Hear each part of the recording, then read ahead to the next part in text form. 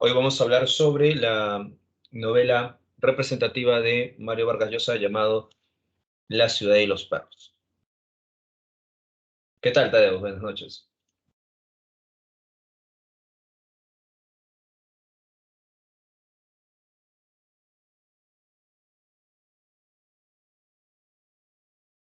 ¿Qué tal, Joseph? Buenas noches. Buenas noches, María. Muy bien, empezamos.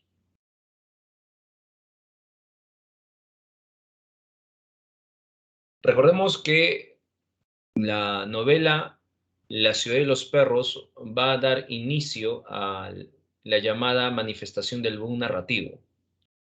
Es una de las primeras novelas que van a tener mucho éxito editorial. Luego vendrán obras de García Márquez, de Carlos Fuentes o de pronto de Julio Cortázar, ¿no? Recuerda que ya habíamos hablado un poco sobre el surgimiento del boom narrativo. ¿Qué tal? Buenas noches, Nancy. También habíamos señalado un poco el contexto, los antecedentes que se desarrollan dentro del boom, las características, ¿no?, que diferencian a esta nueva narrativa hispanoamericana de la narrativa tradicional, ¿no? Y la clase pasada habíamos señalado un poco sobre las características de García Márquez y su obra Cien años de soledad con la noción del realismo mágico y algunas características de Mario Vargas Llosa, ¿no?, sobre conversación en la catedral, ¿no? ¿Qué tal, Brian? Buenas noches. Así que hoy vamos a hablar un poco de esta novela que da inicio al boom narrativo, es La ciudad y los perros. En el caso peruano, recuerda que Mario Vargas Llosa estaría en la generación del 60, ¿no? Así que vamos a empezar. Primero, un punto importante, el argumento. Dice, a instancias del jaguar, líder de la pandilla, el cadete Cava roba las preguntas del examen de química, ¿no? Eso va a ser el punto de inicio, ¿no? Va a ser el punto que va a dar inicio a la trama de toda esta historia. Ahora, nosotros hemos ya conocido las características de Mario Vargas Llosa y sabemos que de pronto estas obras de Mario Vargas Llosa no desarrollan una forma lineal y cronológica del relato, ¿no? Producto de esta noción de la nueva narrativa, recuerda que su producción va a estar desarrollando más bien una narrativa fragmentada o de pronto un conjunto de historias que se van agrupando entre sí, ¿no? Una ruptura del tiempo. Quiere decir que su narrativa pertenece más a un factor del orden artificial. ¿Qué tal? Buenas noches, Dani. Entonces recordemos esos detalles sobre esta narrativa de Mario Vargas Llosa. Eso quiere decir que eh, su propuesta narrativa no es lineal. Como no es lineal, tenemos que tener en cuenta el uso de los tiempos dentro de la historia, el punto de la fragmentación del relato.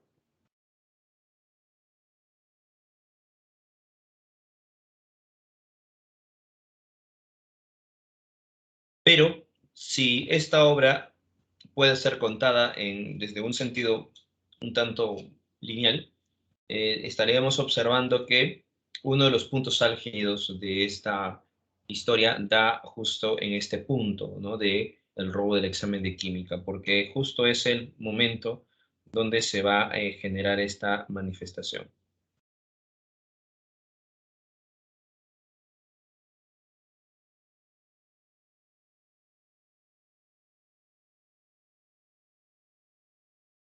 Luego de este acto del robo del examen de química vendrá, por ejemplo, ¿no?, el esclavo que va a delatar. Después de delatar el esclavo, Cava va a ser expulsado, va a ser asesinado el cadete del esclavo, ¿no?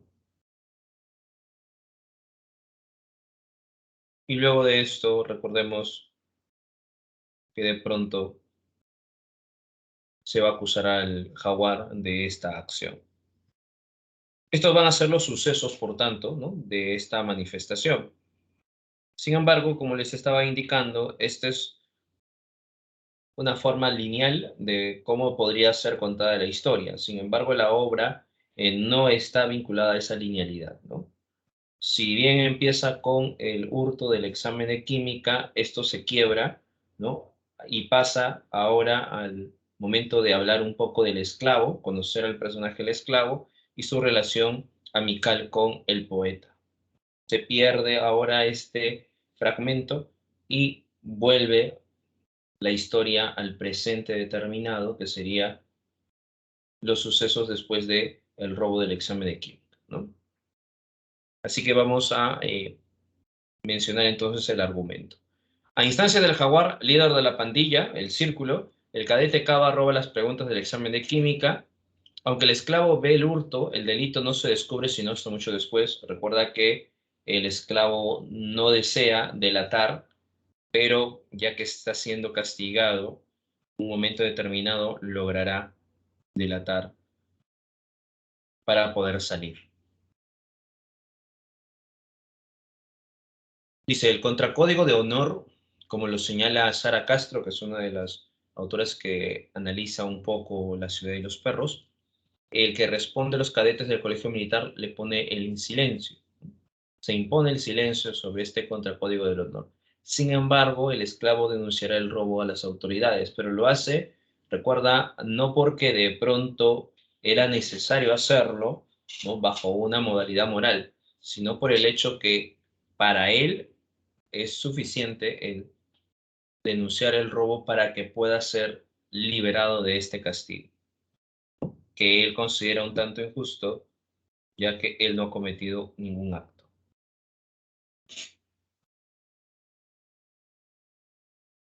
La investigación subsiguiente deja al descubierto mucho más que el mero robo del examen. Y luego, mientras los cadetes están de maniobras, el cadete Arana muere. Es asesinado. Este acto va a generar de pronto una crisis, ¿no?, en el poeta, que lo llevará a acusar al esclavo, ¿no?, al personaje del jaguar, ¿no?, por la muerte del esclavo. Dice, aunque el asesinato es de alguna manera señalado por el poeta, las autoridades militares deciden que, en vista de lo que ha quedado al descubierto, lo mejor es aparentar que nada fuera de lo normal ha sucedido en el colegio, ya que las autoridades del colegio militar deciden que de pronto esto quede como un pequeño accidente, porque no les conviene de pronto esta mala publicidad que pueden ocasionar, ¿no? Por eso que archivan el caso y deciden que no se siga más buscando algún culpable. Sin embargo, el teniente Gamboa va a buscar, ¿no?, va a tratar de investigar, pese a que ya habían cerrado el caso. Recuerda que el poeta va a indicar que ha sido el jaguar aquel que ha matado, ¿no? Por ello, por insistir en la investigación de la muerte del esclavo, se va a desterrar al teniente Gamboa, se le va a llevar a Juliaca.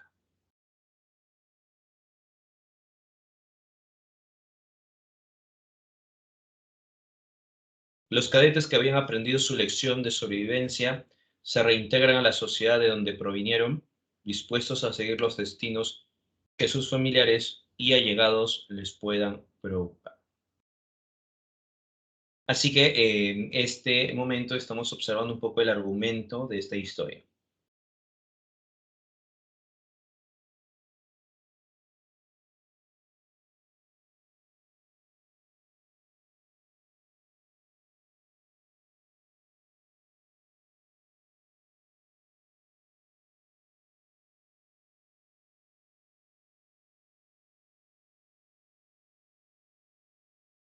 Entonces tenemos en cuenta cómo se está configurando la historia, ¿no? Este es el centro de la historia, ¿no? Es el presente determinado, desde el robo del examen de química hasta que de pronto el teniente Gamboa va a ser expulsado y los cadetes van a tener que reintegrarse a la sociedad, ¿no? Uno tras otro.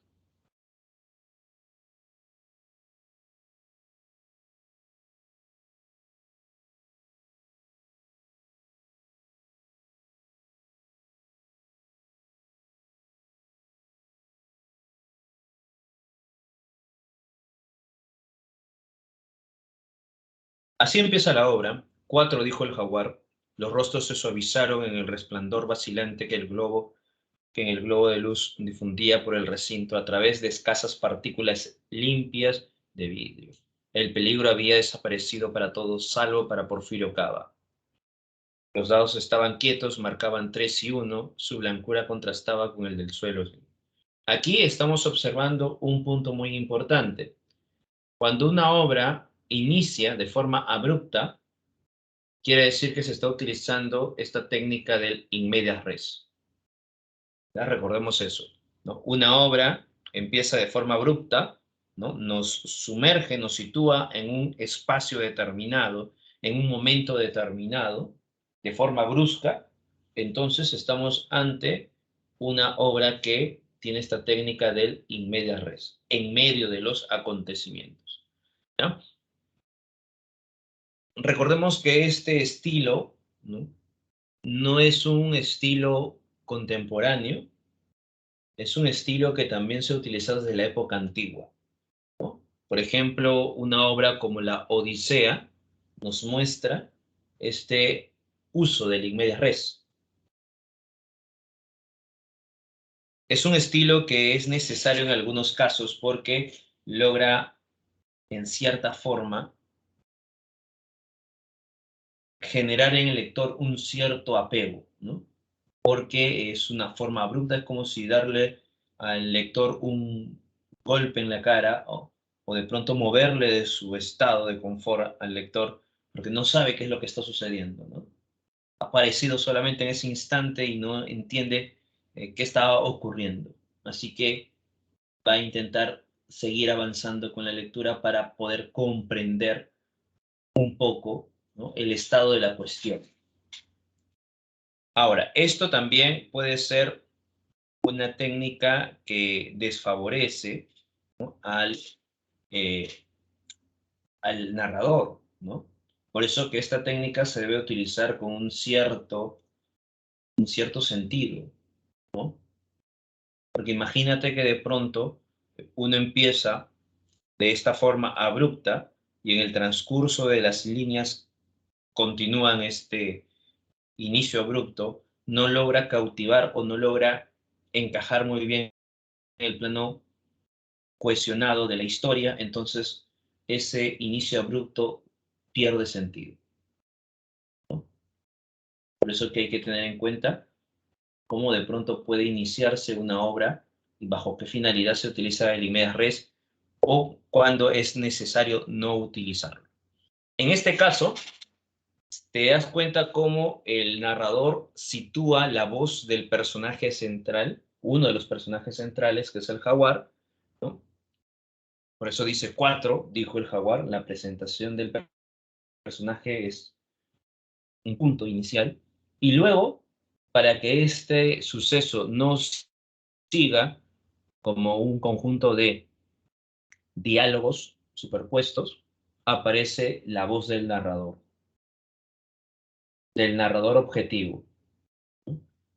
Los rostros se suavizaron en el resplandor vacilante que el globo de luz difundía por el recinto, a través de escasas partículas limpias de vidrio.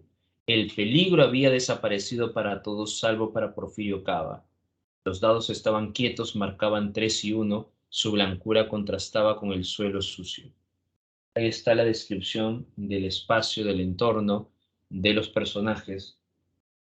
De los personajes porque recuerda que primero ha centrado, ¿no?, la existencia del jaguar a través de esta palabra 4, ¿no? Y luego ha mencionado un poco, se ha centrado en el otro personaje llamado Porfirio Cava. 4, repitió el jaguar. ¿Quién? Yo, murmuró Cava, dije 4. ¿Y por qué de pronto el narrador se centra ahora en Porfirio Cava? Porque quien va a responder al jaguar va a ser este personaje. Así que es necesario que el narrador se focalice ahora en Kaba, que va a secundar lo dicho por el jaguar. Y por ello, aquí vamos a encontrar la focalización entre el jaguar y el personaje Kaba. Sin embargo, mientras vamos avanzando con la lectura, nos daremos cuenta que los que están presentes en este momento de la acción son 4 personajes: Rulos, Boa, Jaguar, Kaba, que se le llama el serrano Kaba. Estos 4 están en la acción. Sin embargo, de esos 4, por eso que el número 4 es el número mayor que ha salido y Kaba justo había designado ese número. Vamos a ver luego cómo el narrador sigue describiendo ahora un poco lo que siente Kaba. Kaba sintió frío y luego una vez más la descripción del entorno. Los baños estaban al fondo de las cuadras, separados de ellas por una delgada puerta de madera y no tenían ventanas. En años anteriores, la noción del narrador omnisciente, ¿no? El invierno solo llegaba al dormitorio de los cadetes, colándose por los vidrios rotos y las rendijas, pero este año era agresivo, ¿no? En años anteriores y vuelve al presente, ¿no? Da un paso al pasado, retorna al presente, ¿no? Pero este año era agresivo y casi ningún rincón del colegio se libraba del viento. En las noches conseguía penetrar hasta en los baños, disipar la indiodez acumulada durante el día y destruir su atmósfera tibia. Pero Cava había nacido y vivido en la sierra. Estaba acostumbrado al invierno. Era el miedo lo que erizaba su piel. Ahora resalta la presencia de Cabo.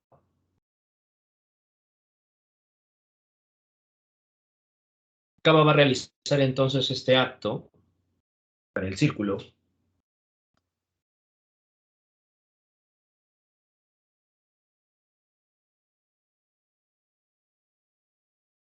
y luego de este acto recordemos que va a ser el personaje, el esclavo, aquel que va a saber lo que está haciendo Cabo.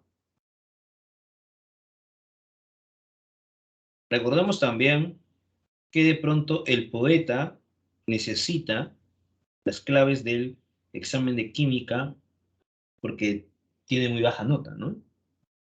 Y necesita, bueno, la mayoría de los cadetes necesitan, ¿no? Estos datos. Se interrumpe el relato porque ahora se habla un poco sobre el cadete, el esclavo, y cómo va a tener una amistad con el poeta, ¿no? Recordemos que el esclavo va a ser uno de estos personajes que en varias ocasiones se le está maltratando, ¿no? El poeta está observando al esclavo porque éste está llorando. Le pregunta qué pasa, ¿no? Y este indica que le habían robado, le han quitado alguna parte de su indumentaria. Y que mañana, en el día, cuando de pronto toquen la diana y cuando todos tienen que estar atentos, sucede que de pronto algo malo puede suceder. Así que de pronto decide, por tanto, el poeta indicarle que le va a ayudar, ¿no? Y deciden ir a otros lugares del internado para que de pronto puedan robar las indumentarias de otras personas. Así poco a poco se van a hacer grandes amigos el poeta con el esclavo. Ahora, en el presente, el poeta le está diciendo al esclavo, ¿no? Aunque ha sucedido otras escenas más, como por ejemplo cuando el poeta está caminando y va a ser interrogado por un teniente, ¿no? Luego de estos actos, ya estando en el día del examen, el poeta le pide al esclavo si de pronto sabe algo. Sin embargo, el poeta recibe una negativa del esclavo. Pero ya estando en el examen, el poeta va a ser ayudado por el esclavo. Sin embargo, aquí en este instante está el teniente Gamboa y logra descubrirlo, por eso que va a castigar.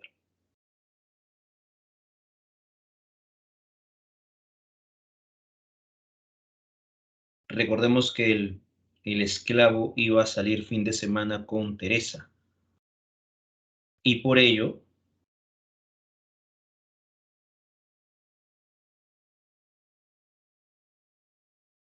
sucede que de pronto el esclavo está molesto, ¿no? ¿Qué sucede? Sucede que como ahora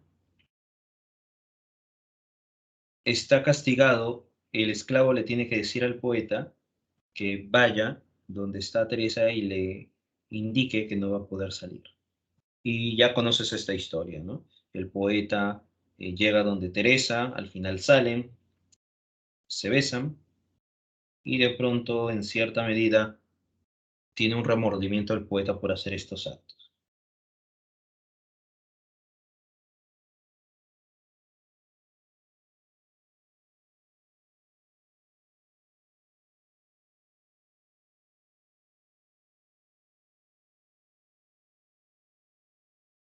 Recordemos que el esclavo luego va a delatar, ¿no? Y esto hará que el personaje Cava sea expulsado. De todos los personajes que están en el colegio militar Leoncio Prado, el único que quería ser militar o que quería tener una carrera militar era Cava. Los demás personajes, en cambio, van a estar en este lugar ya sea por la exigencia de sus padres, ¿no? O sus familiares.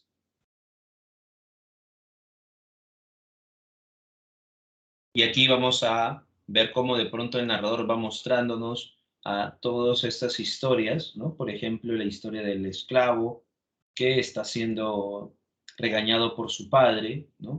Y le dice a su esposa que es mejor llevar al esclavo, ¿no?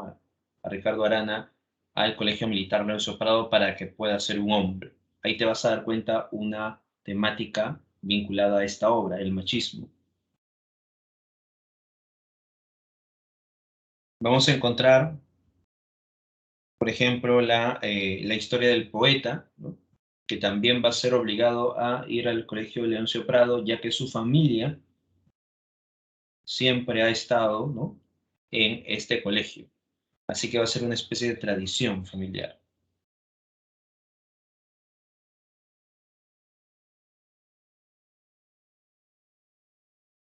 En el caso, por ejemplo, del jaguar, ¿no? La tía del jaguar le dice a su esposo que es mejor llevar al jaguar al colegio de Leoncio Prado para que pueda ir derecho. Y así vamos a encontrar una serie de historias relacionadas a estos personajes donde nos muestran cómo de pronto se va manifestando esta noción del machismo.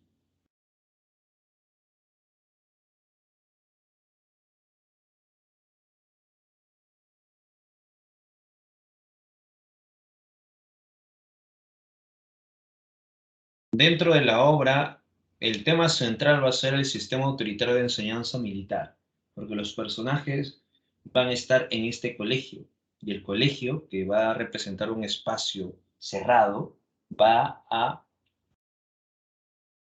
vincularse con esta concepción autoritaria de enseñanza militar y el machismo que impera en este sistema. Por eso que los personajes que son adolescentes, producto de este sistema autoritario, van a tener que buscar la manera de sobrevivir. Y muchas veces esta forma de supervivencia generará una rebeldía ante este sistema, utilizando los códigos y contracódigos para poder lograr superar, sobrevivir ante un sistema como el de la enseñanza militar.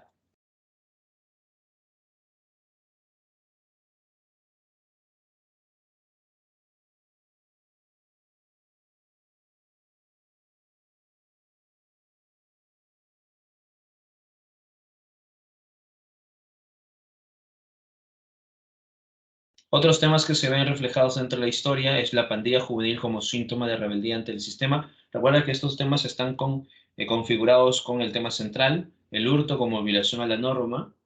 Recuerda que desean sobrevivir ante este sistema autoritario y uno de estos elementos va a ser el hurto, ¿no? Van a tratar de romper este código, ya que en cierta medida, como estamos observando a lo largo de la historia, el acto de la muerte del esclavo debería ser una noción de buscar la verdad, ¿no? Pero el sistema autoritario de enseñanza militar no le conviene esto, así que también quebrantan, ¿no?, sus propios códigos de honor. El machismo que mutila la dimensión afectiva del sujeto. A través de este elemento podemos entender y comprender en cierta medida por qué un personaje como el esclavo se convierte en un personaje fácil de manipular, de golpear, de insultar, y que el propio sistema autoritario no logre defenderlo. El sistema autoritario de enseñanza militar hace oídos sordos a lo que estaba ocurriendo con relación a este personaje. Sabe que de pronto este personaje la pasa muy mal, que está siendo golpeado, insultado. Sin embargo, al sistema autoritario eso no le interesa porque el sistema autoritario muestra o genera la concepción del machismo. Y a través de esa noción del machismo, un personaje como el esclavo no encajaría dentro de su sistema. Así que en cierta medida quieren que este personaje desaparezca de ese sistema. Y lo va a lograr en cierta medida este sistema autoritario, ya que será asesinado el personaje, el esclavo. Por eso que en diferentes oportunidades el poeta le dice al esclavo, le dice que para que puedas sobrevivir ante este sistema, para que puedas sobrevivir en este lugar, tienes que enfrentarte, tienes que luchar, golpear a los demás, insultar, puedes de dejarte, le dice, ¿no? Sin embargo, él le dice, el esclavo le dice que a mí no me gusta luchar, ¿no?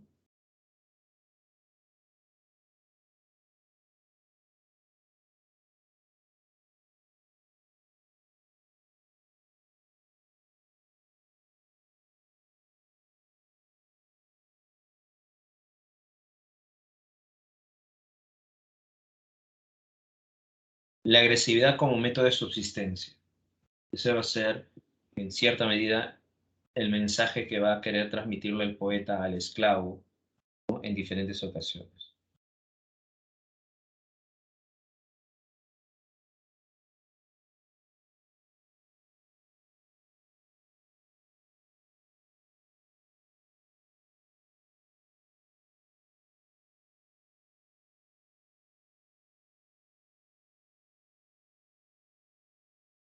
Y también vamos a encontrar dentro de esta historia los rituales de la adolescencia, ¿no? Cómo de pronto los adolescentes van a explorar su cuerpo, el sentido de la sexualidad, entre otros elementos. Eso van a ser algunos temas que se ven reflejados dentro de esta historia, ¿no? Entonces recordemos que el poeta está ahora con Teresa, el esclavo delatado al acaba, Cava va a ser expulsado, Boa va a relatarnos desde su perspectiva cómo este personaje va a ser expulsado del Colegio Militar Leoncio Prado. El personaje de Jaguar está molesto, furioso por este acto, ¿no?, y empieza a decir a todo el mundo que las pagará, el esclavo va a pagar porque esto no lo he hecho necesariamente al cadete Cava, lo ha hecho al círculo y por tanto lo ha hecho contra él. Y la primera parte de esta obra va a finalizar justo en este momento del acto de la muerte del cadete y el esclavo. Así que vamos a leer esa parte, ¿no?, de la muerte del esclavo,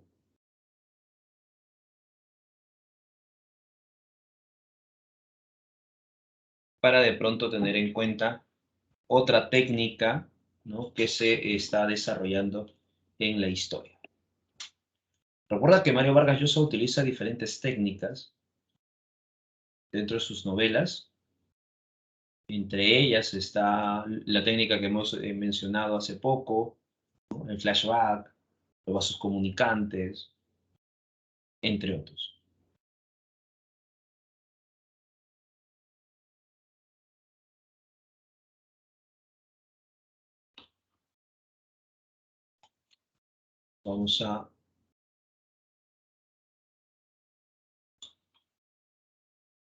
Vamos a ir a la segunda parte donde se está desarrollando la obra.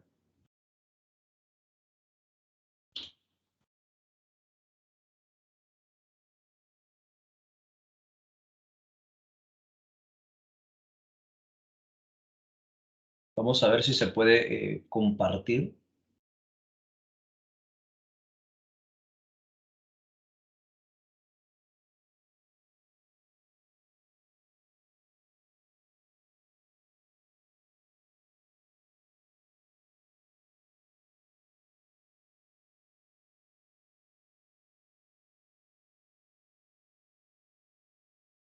A ver, vamos a ver si de pronto puede observar.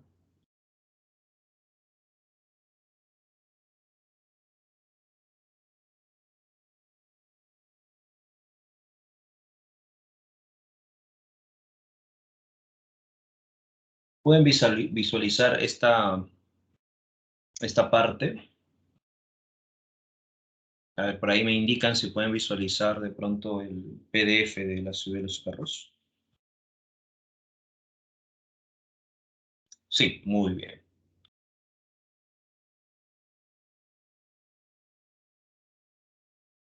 Bien, vamos a observar, justo estábamos mencionando este punto, ¿no? A partir de este momento, ¿no? Que va a ser ya el final de la primera parte de la obra, ¿ya? Dice, en ese momento vio la silueta verde que hubiera podido pisar si no la divisaba a tiempo, y ese fusil con el cañón monstruosamente hundido en la tierra, en contra de todas las instrucciones sobre el cuidado del arma. No atinaba a comprender qué podía significar ese cuerpo y ese fusil derribados. Ahí te das cuenta que el narrador nos está eh, presentando el momento, ¿no? Pero no nos está diciendo quién es aquel que ha tirado el arma, ¿no? No nos dice tampoco qué está sucediendo específicamente, no atinaba a comprender ese qué podía significar ese cuerpo y ese fusil, ¿no?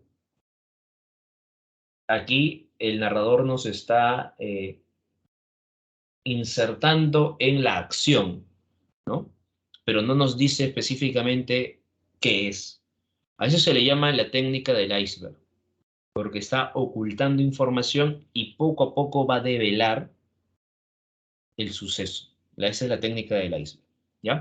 Se inclinó, el muchacho tenía la cara contraída por el dolor y los ojos y la boca muy abiertos, ¿no? Acá cuando dice, el muchacho tenía la cara contraída por el dolor y los ojos y la boca muy abiertos. Aquí también, ¿no? Nos muestra otro elemento, ¿no? Bueno, sigue utilizando la técnica del iceberg porque no nos está indicando a quién hace referencia, ¿no? Estos actos.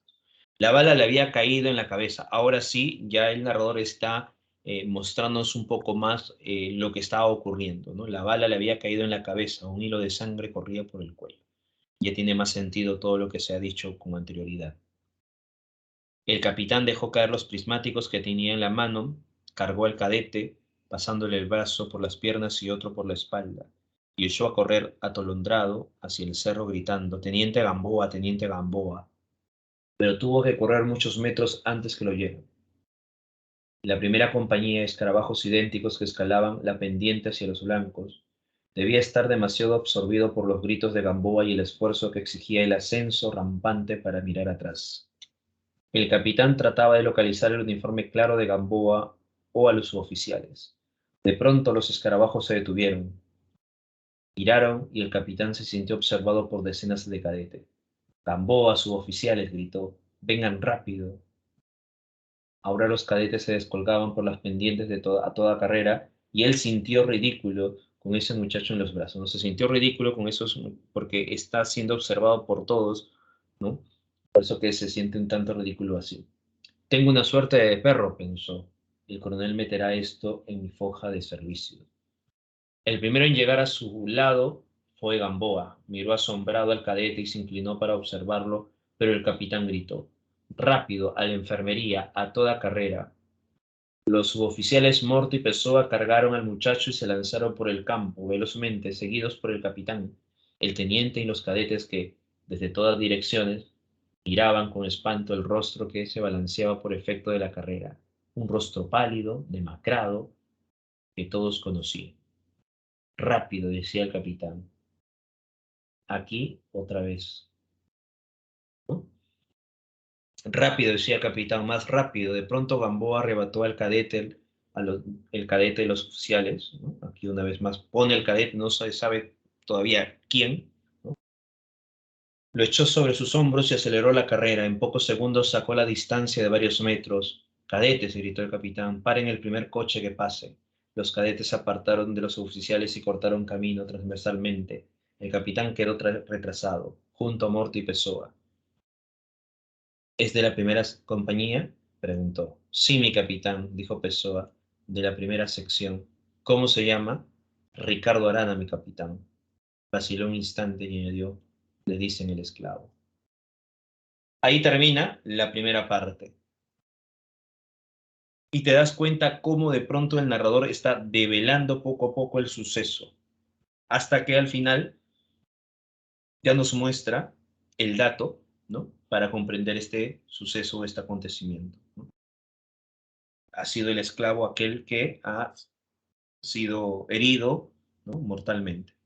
Pero no nos dice, no nos dan indicio de quién puede ser. Ese es otro dato que se está escondiendo. Recuerda que cuando se habla de la técnica del iceberg, el narrador sutilmente va ocultando información y también sutilmente va manifestando poco a poco estas informaciones o estas ideas que pueden ayudar a entender un poco más la historia, ¿no?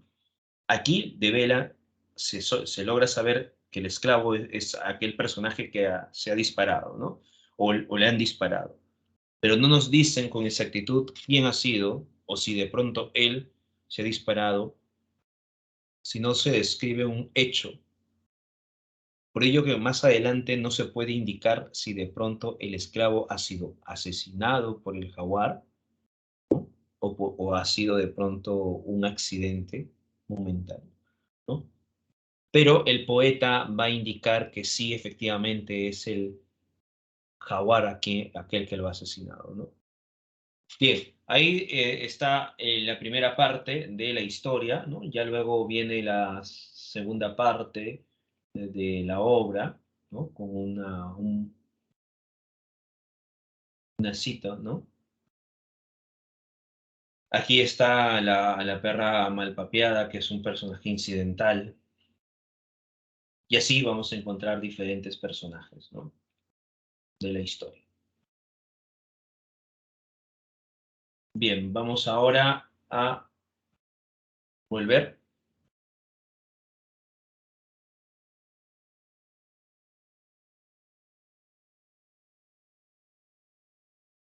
Esta primera parte ha anunciado un poco, ¿no?, cómo de pronto se está configurando la historia a lo largo de estos personajes. Ha finalizado con la muerte de Ricardo Arana, ¿no?, y la segunda parte ya empieza a desarrollarse otros elementos, ¿no?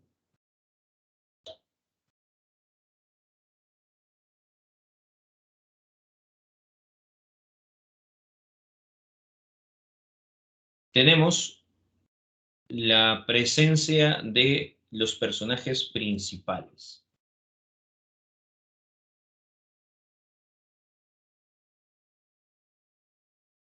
Por ejemplo, está el poeta, el esclavo y el jaguar. ¿Por qué de pronto son los personajes principales? Recordemos que el poeta, el esclavo y el jaguar van a ser tres personajes que la historia esté configurando, ¿no?, los acontecimientos en torno a ellos. Ahora, dirás, profesor, pero el esclavo muere en la primera parte, en la segunda parte ya no hay participación del esclavo. Sin embargo, la muerte del esclavo va a generar tensión y eso sitúa al esclavo como un personaje que a pesar de su muerte sigue siendo un personaje principal. ¿Por qué? Porque genera tensión entre el poeta y el jaguar. La muerte del esclavo va a ser fundamental a tal punto que hasta incluso poco a poco intenta resquebrajar el sistema autoritario, porque recuerda, si la muerte del esclavo se hubiese convertido en un escándalo, este sistema autoritario de enseñanza militar, el colegio militar, estaría en varios aprietos. Entonces, esta muerte del esclavo ha sido un quiebre, ha generado una tensión en varios estratos. Por eso que es un personaje principal. A pesar de su muerte, en el primer punto de la historia, ¿no? Genera una tensión en la segunda parte de la historia. Genera una tensión en el jaguar porque va a ser acusado, genera una tensión en el poeta porque el poeta va a exigir justicia, genera una tensión en el caso de los militares porque van a buscar la manera de cerrar este caso en el teniente Gamboa porque va a buscar la manera de buscar el asesino y así sucesivamente, ¿no? ¿No? Entonces es un personaje principal.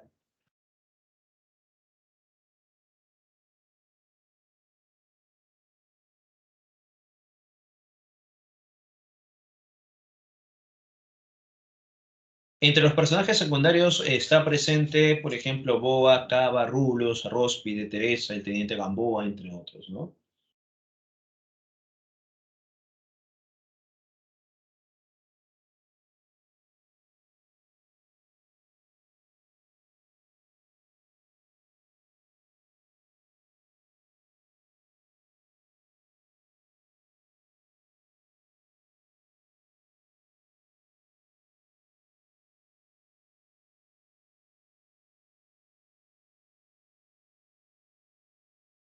En la segunda parte vamos a ver cómo de pronto el poeta va a tener un remordimiento. Recuerda que el poeta ahora está con Teresa, ¿no? Por eso que el poeta, producto de este remordimiento que tiene, ¿no? También va a generar que el poeta busque, ¿no? Al culpable de los actos.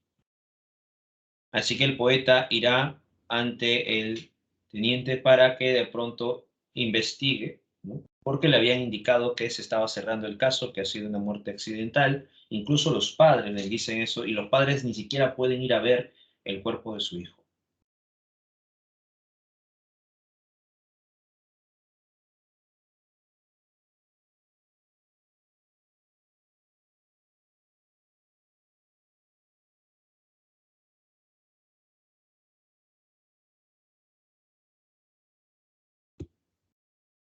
Aquí vamos a observar también pequeños retazos o pequeñas historias relacionados a los personajes, Boa, Cava, ¿no?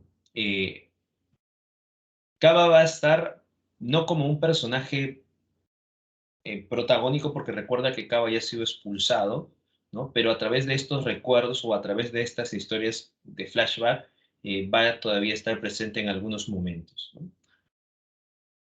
Se empieza a contar también la historia de desde la primera parte, la historia de un personaje niño, ¿no? Que está conociendo o se está enamorando de una niña también muy pobre, ¿no? Esta niña recuerda que no tenía mucho dinero y por tanto tenía un zapato de charol y que en muchas ocasiones este zapato de charol estaba muy gastado y esta niña utilizaba tizas para poder limpiar y pintar esos zapatos de charol. Así que este otro niño le regala una caja de tizas.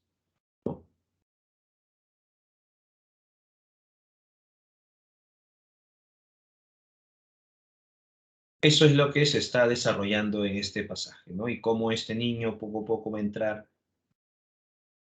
al mundo delictivo. Y más adelante sabemos que este niño, la historia de este niño es la historia del jaguar. Aquí también está el dato escondido o la técnica del iceberg, ¿no? Porque al inicio no nos muestra quién es, poco a poco se va develando la información hasta que en un momento determinado se logra develar la información.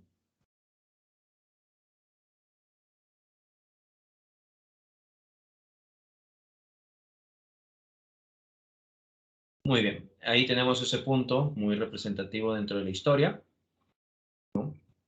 Y luego se va a buscar que el poeta trate de no seguir con la acusación, porque recuerda que el poeta incluso dice que el círculo todavía existe, ¿no? Ya el teniente Gamboa tenía conocimiento del círculo, ¿no? Y el círculo antes era eh, dirigido por el jaguar y tenía a casi todo el salón, pero poco a poco el círculo va a ir desapareciendo y solamente quedaban 4. Pero ahora lo que está desarrollándose es que de pronto, ¿no?, el círculo todavía existe, así que hacen requisa y cuando hacen requisa, ¿no?, sucede que de pronto ahí va a encontrarse un montón de cosas, ¿no? Entre novelas pornográficas, alcohol, cajetillas de cigarro, entre otros. Así que en ese instante mandan a llamar al poeta y le dicen al poeta que desista de seguir con esta forma de buscar justicia y por ello el capitán le menciona que si de pronto no hace estas cosas, pondrá en su hoja que él realiza estas novelas pornográficas, ¿no? Así que de pronto, ¿qué sucede? Sucede que al final el poeta desistirá. Sin embargo, el teniente Gamboa está con esa duda, pero recuerda que como el teniente Gamboa va a investigar, por eso que el teniente Gamboa lo van a tener que sacar de Lima y irá a Julián, ¿no? Eso va a ser de pronto el castigo por la forma como de pronto el teniente Gamboa estaba buscando la información. Cuando el jaguar se entera que va a ser llevado a otro lugar, el jaguar, y esto se va a ver ya en el epílogo, ¿no? El jaguar va a ir donde el teniente Gamboa y le va a decir que él va a ir a indicar que es el asesino, ¿no? Incluso le da una nota. Pero el teniente Gamboa lo rompe y le dice que esto ya es por las puras, porque si las altas esferas han señalado que esto ha sido de pronto de forma accidental, por tanto debería ser de forma accidental, ¿no? Y no quedaría nada, ¿no?, de que cambiar. Más bien utiliza, ¿no?, la muerte de el esclavo para una finalidad, ¿no? Y de pronto se retira. A partir de ese momento, el jaguar se marcha del Colegio Militar Leoncio Prado porque ya no tiene ningún sentido permanecer en ese lugar, ¿no? Antes de ello ha hablado con el personaje, el poeta, ¿no? Y en el epílogo vamos a encontrar cómo de pronto estas historias de los personajes van a finalizar. Por ejemplo, el poeta que ha tenido un conflicto con su padre, ahora ya ha logrado conciliar con él y va a ir a Estados Unidos. El poeta ya no está con Teresa porque constantemente tenía una cierta vergüenza, ya que de pronto Teresa no pertenecía, recuerda, a la clase alta o clase media alta. El poeta era de Miraflores y de pronto pertenecía a clase media alta y tenía vergüenza de seguir con Teresa ya que ella era muy pobre. Por eso que ahora el poeta está con mujeres de su clase social y va a viajar a Estados Unidos. Se habla también de otros personajes, ¿no?, entre ellos el jaguar, que se va a encontrar con el Flaco Higueras. El Flaco Higueras va a ser este personaje que inserta al jaguar en el mundo delictivo.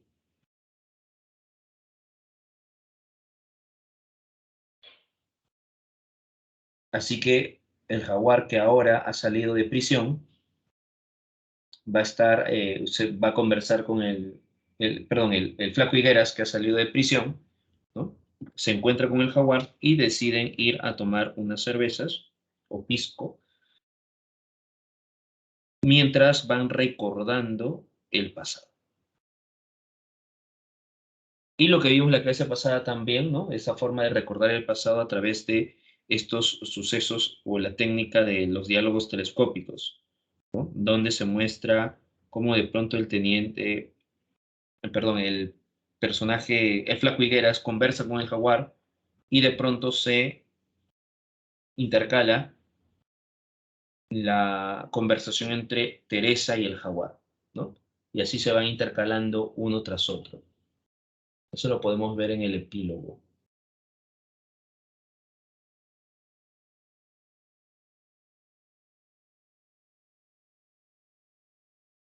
A ver, vamos a ver esa parte.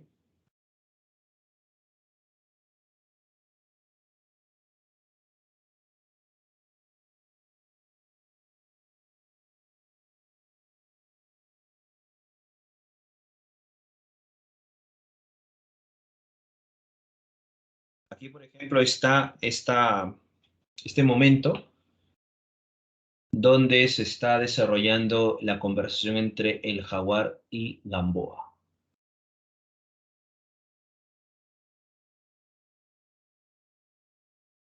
Aquí está, ¿no? Dice, ¿qué significa este papel? ¿No? Le menciona Gamboa al jaguar. Ahí está bien claro todo, dice mi teniente, repuso el jaguar. No tengo nada más que decir. Yo ya no soy oficial del colegio, dijo Gamboa. ¿Por qué se ha dirigido a mí? ¿Por qué no se presentó al capitán de año? No quiero saber nada con el capitán, dijo el jaguar. Estaba un poco pálido y sus ojos claros rehuían la mirada de Gamboa. No había nadie por los alrededores. El ruido del mar se oía muy próximo. Gamboa se limpió la frente y echó atrás el pepino. El fino surco apareció bajo la víscera o la visera más rojizo y profundo que los otros pliegues de la frente. ¿Por qué ha escrito esto? Repitió. ¿Por qué lo ha hecho? Eso no importa, ¿no? Dijo el jaguar con voz suave y dócil. Usted lo único que tiene que hacer es llevarme donde el coronel y nada más. ¿Cree que las cosas se van a arreglar tan fácilmente como la primera vez? Dijo el Gamboa. ¿Eso cree? ¿O quiere divertirse a mi costa? No soy ningún bruto, dijo el jaguar, e hizo un ademán desdeñoso. Pero yo no le tengo miedo a nadie, mi teniente. Sépalo usted, ni al coronel ni a nadie. Yo los defendí de los de cuarto cuando entraron. Aquí está hablando sobre este pasaje del bautizo, ¿no? Yo los defendí de los de cuarto cuando entraron. Se morían de miedo que los bautizaran. Temblaban como mujeres y yo les enseñé a ser hombres. Ahí te das cuenta la noción del machismo representado en las palabras del jaguar. Y en la primera se me voltearon. Son, ¿sabe usted qué? Unos infelices, una sarta de traidores. Esos son, todos. Estoy harto del colegio, mi teniente. Basta de cuentos, dijo Gamboa. Sea franco. ¿Por qué ha escrito este papel? Creen que soy un soplón, dijo el jaguar. ¿Oye usted lo que le digo? Ni siquiera trataron de averiguar la verdad. Nada. Apenas les abrieron los roperos. Los malagradecidos me dieron la espalda. ¿Ha visto las paredes de los baños? Jaguar soplón, jaguar amarillo, por todas partes. Y yo los hice por ellos. Eso es lo peor. ¿Qué podía ganar yo? A ver, dígame, mi teniente. Nada. ¿No es cierto? Todo lo hice por la sección. No quiero estar ni un minuto más con ellos. Eran como mi familia. Por eso será que ahora me dan más asco todavía. No es verdad, dijo Gamboa. Está mintiendo. Si la opinión de sus compañeros le importa tanto, prefiere que sepan que es un asesino. No es que me importe su opinión, dijo el jaguar sordamente. Es la ingratitud lo que me enferma, nada más. ¿Nada más? Dijo Gamboa, con una sonrisa burlona por última vez. Le pido que sea franco. ¿Por qué no les dijo que fue el cadete Fernández el que lo denunció? Todo el cuerpo del jaguar pareció replegarse, como sorprendido por un instante punzada en las entrañas. Pero el caso de él es distinto, dijo, ronco, articulando con esfuerzo. No es lo mismo, mi teniente. Los otros me traicionaron de pura cobardía. Él quería vengar al esclavo. Es un soplón. Y eso siempre da pena de un hombre. pero era por vengar a un amigo. ¿No ve la diferencia, mi teniente? Lárguese, dijo Gamboa. No estoy dispuesto a perder más tiempo con usted. No me interesan sus ideas sobre la lealtad y la venganza. No puedo dormir, balbuceó el jaguar. Esa es la verdad, mi teniente. Le juro por lo más santo. Yo no sabía lo que era vivir aplastado. No se esfuerce y trata de comprender. No le estoy pidiendo gran cosa. Todos dicen Gamboa es el más fregado de los oficiales, pero el único que es justo. ¿Por qué no me escucha lo que le estoy diciendo? Sí, dijo Gamboa. Ahora sí lo escucho. ¿Por qué mató a ese muchacho? ¿Por qué me ha escrito ese papel? Porque estaba equivocado sobre los otros, mi teniente. Yo quería librarlos de un tipo así. Piense en lo que le pasó y verá que cualquiera se engaña. Hizo expulsar a Cava solo para poder salir a la calle unas horas. No le importó arruinar a un compañero por conseguir un permiso. Eso lo enfermaría a cualquiera. ¿Por qué ha cambiado de opinión ahora? Dijo el teniente. ¿Por qué no me contó la verdad cuando lo interrogué? No he cambiado de opinión, dijo el jaguar, solo que vaciló un momento e hizo como para sí un signo de asentimiento. Ahora comprendo mejor al esclavo. Para él no éramos sus compañeros, sino sus enemigos. ¿No le digo que no sabía lo que era vivir aplastado? Todos lo batíamos, es la pura verdad, hasta cansarnos, yo más que otros. No puedo olvidarme de su cara, mi teniente. Le juro que en el fondo no sé cómo lo hice. Yo había pensado pegarle, darle un susto, pero esa mañana lo vi ahí al frente, con la cabeza levantada, y le apunté. Yo quería vengar a la sección. ¿Cómo podía saber que los otros eran peor que él, mi teniente? Creo que lo mejor es que me metan a la cárcel. Todos decían que iba a terminar así. Mi madre, usted también. Ya puede darse gusto, mi teniente. No puedo acordarme de él, dijo Gamboa, y el jaguar lo miró desconcertado. Quiero decir, de su vida de cadete. A otros los tengo bien presentes, recuerdo sus comportamientos en campaña, su manera de llevar el uniforme, pero Arana no. Ya ha estado 3 años en mi compañía.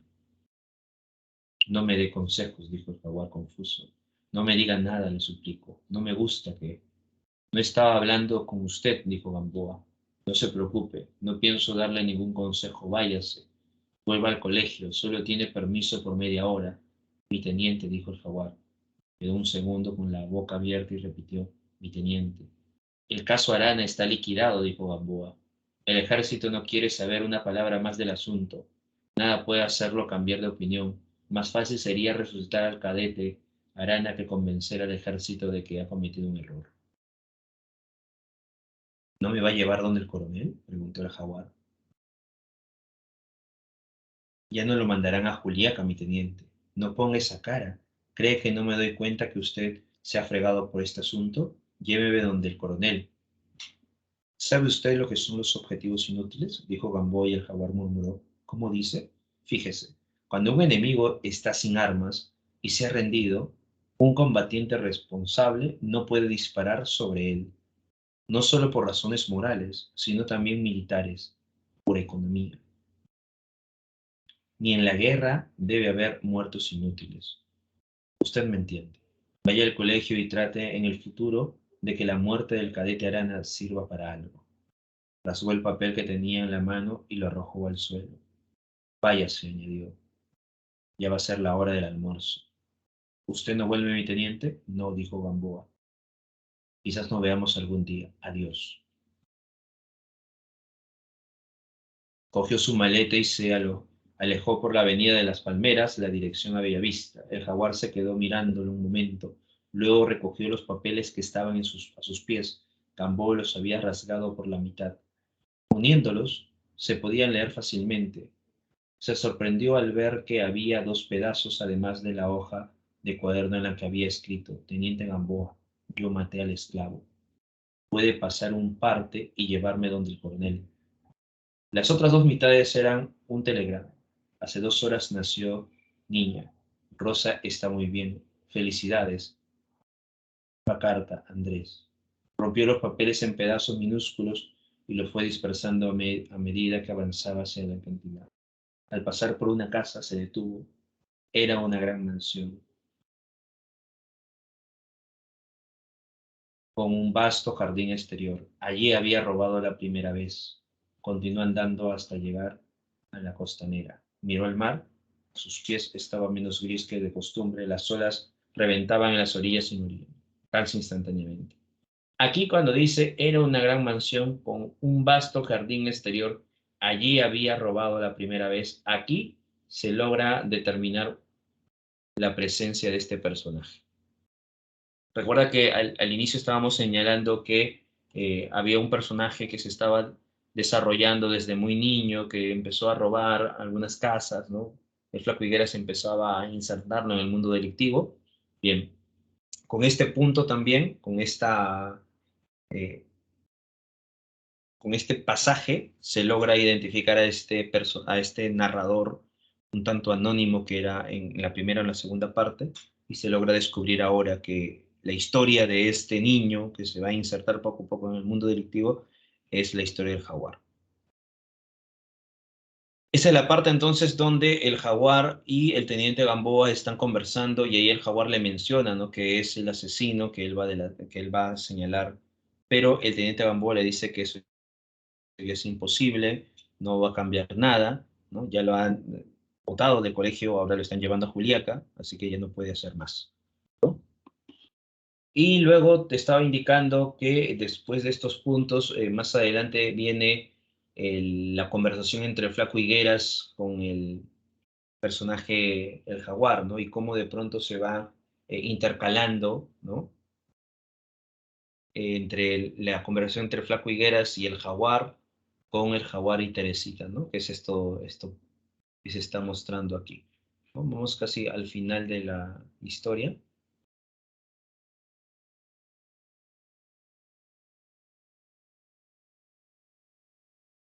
aquí, ¿no?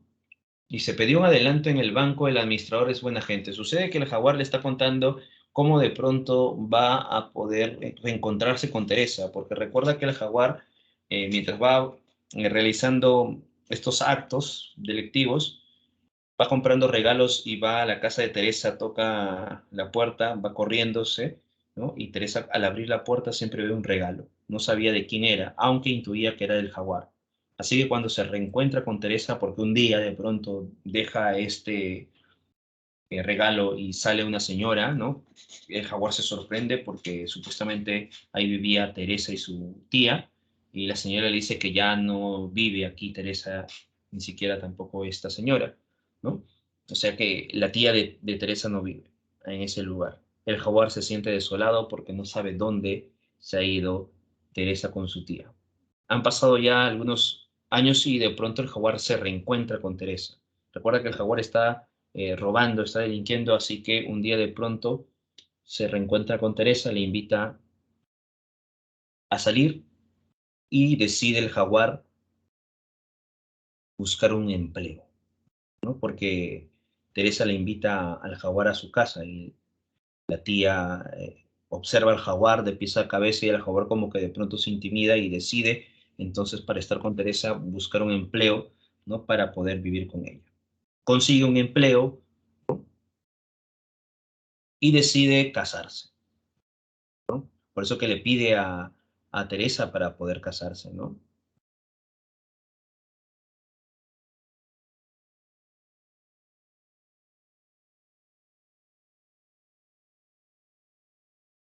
Y aquí está, ¿no? Pedí un adelanto en el banco, el administrador es buena gente, recuerda que él está trabajando también dentro de este lugar, imagínate, era ladrón, ahora está trabajando dentro de un banco, ¿no? Me dio una semana de permiso, me dijo, me gusta ver cómo se suicida la gente, porque el jaguar le dice, ¿no? Al administrador del banco, le dice que quiere un adelanto porque necesita dinero y también unos días para casarse. Por eso dice, ¿no? Me gusta ver cómo se suicida la gente. Cásese nomás y el próximo lunes está usted aquí a las 8 en punto.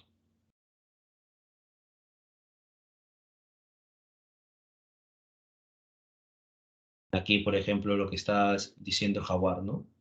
Juro que le dijiste mierda con todas las letras, dijo el flaco Higueras. Sí, dijo el jaguar. No digas lisuras en mi delante, dijo Teresa. Es una chica simpática, dijo el flaco Higueras. Por lo que me cuentas, veo que es simpática. No debiste decir eso de la tía.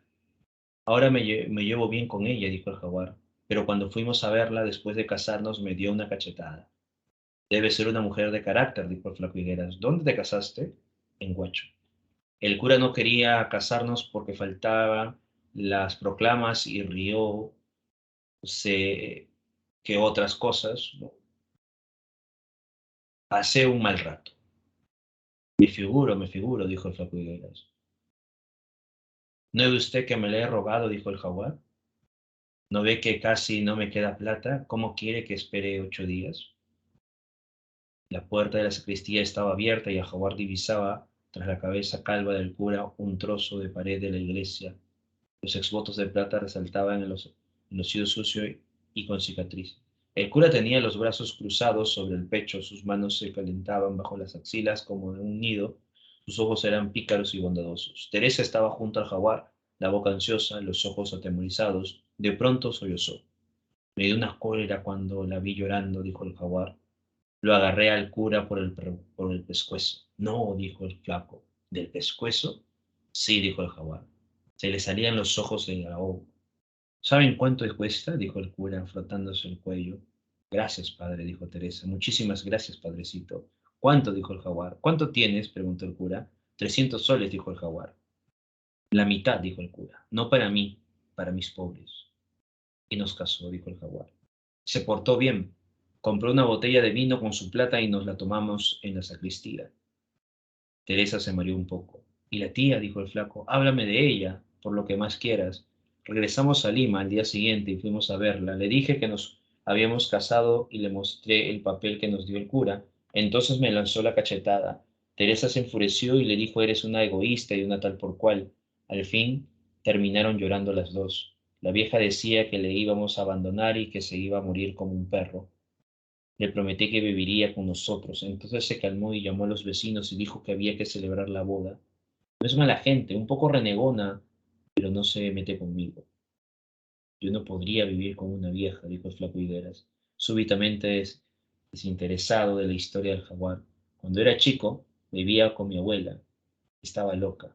Se pasaba el día hablando sola y persiguiendo unas gallinas que no existían. Me asustaba. Ves que veo a una vieja me acuerdo de mi abuela. No podía vivir con una vieja. Todos son un poco locas. ¿Qué vas a hacer ahora? Dijo el jaguar. ¿Yo? Dijo el flaco Higuera sorprendido. No sé. Por lo pronto emborracharme. Después ya se verá. Quiero pasearme un poco.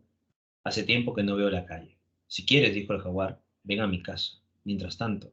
Gracias, dijo Flaco Higueras riendo. Pero pensándolo bien, me parece que no. Ya te dije que no puedo vivir con viejas y además tu mujer me debe odiar. Mejor que ni sepa que he salido. Algún día te iré a buscar a la agencia donde trabajas para que nos tomemos unas copas. A mí me encanta conversar con los amigos, pero no podremos vernos con frecuencia. Tú te has vuelto un hombre serio y yo no me junto con hombres serios. ¿Vas a seguir en lo mismo? Dijo el jaguar. ¿Quieres decir robando? El flaco Higueras hizo una mueca. Supongo que sí. ¿Sabes por qué? Que la cabra tira al monte, como decía el culepe. Por ahora me convendría salir de Lima. Yo soy tu amigo, dijo el jaguar. Avísame si puedo ayudarte en algo. Si puedes, dijo el flaco. Págame estas copas. No tengo ni un cobre. Así finaliza entonces la obra La ciudad y los perros, ¿no? Entonces estamos observando que dentro de estos personajes, el jaguar va a ser uno de los personajes más construidos en la historia de la ciudad y los perros, aunque también tenemos a otros personajes principales como el poeta y el esclavo. ¿No? Boa, Cava, Rulos, Aróspides, Teresa, el teniente Gamboa van a ser personajes secundarios. Por ejemplo, el flaco Higueras, que va a aparecer al final conversando con el personaje del jaguar, va a ser un personaje incidental. La familia del poeta, la familia del esclavo van a ser de pronto personajes incidentales. La tía de Teresa, que también se está contando aquí al final, personajes incidentales. O la prostituta, la pies dorados, otro personaje incidental. Entre los personajes por su nivel de complejidad, entre personajes simples y complejos, los simples sería el personaje el esclavo. Porque este personaje no cambia, ¿no? Se mantienen con los mismos rasgos. Mientras que el poeta va a ser un personaje complejo porque se va a mostrar a lo largo de la historia diferentes aristas o facetas. Recuerda que es el amigo del esclavo, luego va a traicionar al esclavo, va a sentir remordimiento, va a tratar de ser justiciero, de pronto va a ser un cínico, así que vamos a encontrar diferentes aristas de este personaje. Por eso que es un personaje complejo. En el caso de la transformación, podemos encontrar personajes estáticos como el Teniente Gamboa porque no cambia su forma de pensar.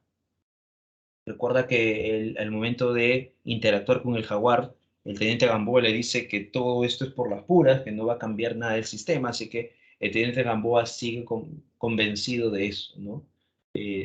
Ha sucumbido entonces al sistema autoritario, ¿no? El que buscaba supuestamente, ¿no?, la verdad de los hechos al final, ¿no? Es uno más del sistema, ¿no? Mientras que el jaguar es un personaje dinámico. ¿Por qué? Porque vamos a ver a lo largo de la historia cómo de pronto este personaje va cambiando poco a poco, ¿no?, de perspectiva, va insertándose a la sociedad, ¿no? Recuerda, ya se ha casado, ahora está trabajando, ¿no? Así que tenemos la presencia de este personaje distinto, ¿no?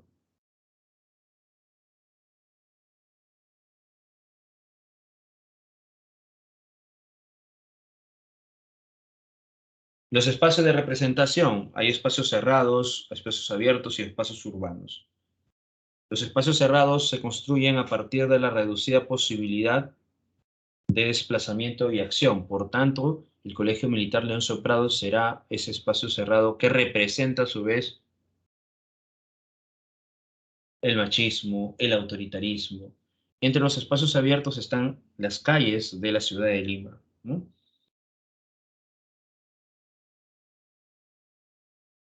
Y los espacios urbanos tenemos, por ejemplo, Miraflores como un barrio que ostenta el poder del dinero, Lince y la Victoria, símbolos de poder de la fuerza y la violencia, el Leoncio Prado, que es el hogar del círculo, entre otros espacios.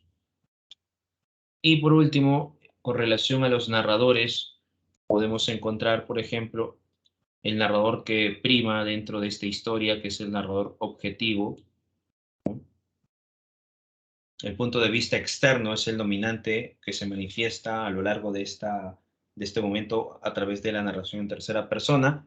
Él describe con detalle las calles y las casas de Lima, así como las cuadras y las aulas del Colegio Leoncio Prado recreadas en la ficción. En el caso del narrador personaje, recordemos que puede ser un narrador protagonista o un narrador testigo. Un ejemplo sería el momento que Boa cuenta cómo de pronto el personaje Cava está siendo expulsado, ¿no? Aquí encontramos a un narrador testigo.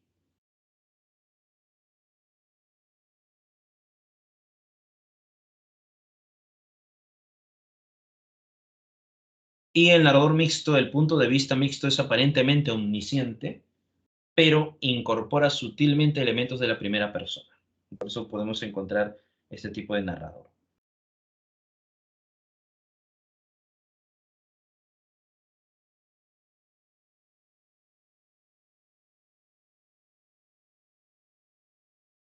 Y dentro de los recursos técnicos que se presentan dentro de la obra, podemos encontrar la alternancia, cuando dos historias van alternándose una a otra y no tienen necesariamente una correlación. Los vasos comunicantes, cuando dos historias van a desarrollarse, pero tienen un hilo conductual, o sea, se vincula a estas dos historias, ahí está la diferencia con la alternancia.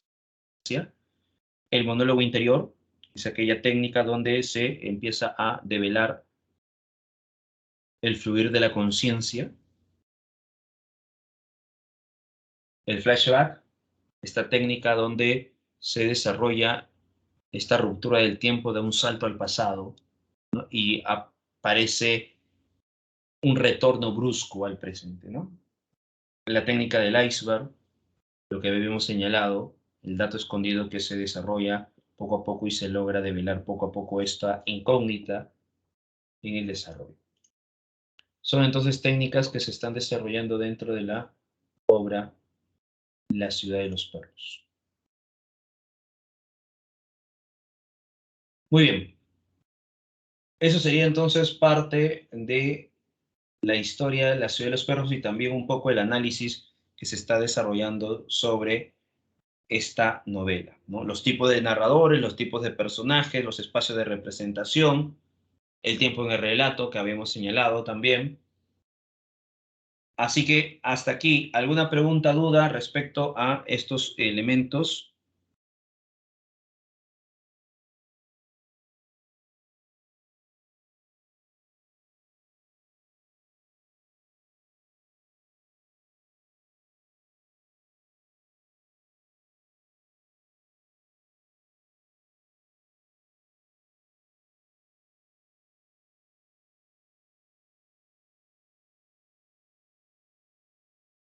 Todo bien, ¿no?